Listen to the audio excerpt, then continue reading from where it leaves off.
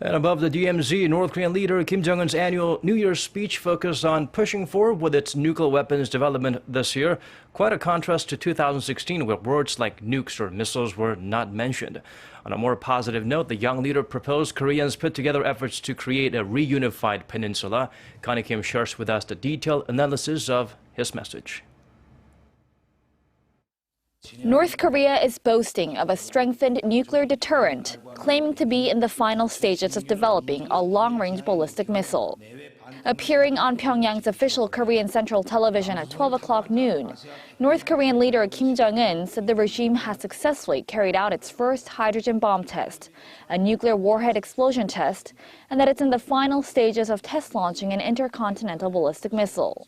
North Korea has long aimed to develop a long-range missile capable of hitting the continental U.S. Calling the ruling Workers' Party Congress in May a success, Kim said Pyongyang soared in the ranks of the world's nuclear powers last year and is now a military power in Asia, untouchable by even the strongest enemy.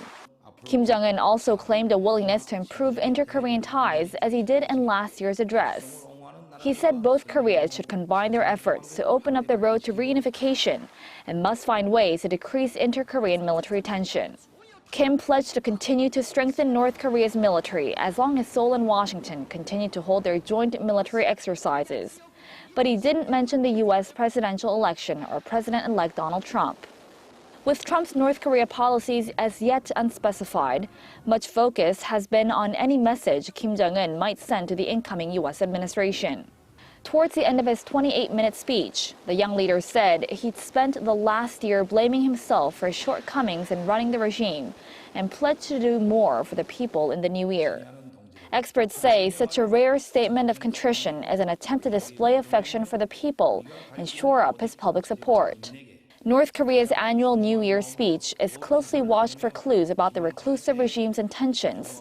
But Seoul's unification ministry has said overtures for mending inter-Korean ties have historically been propaganda. Connie Kim, Arirang News.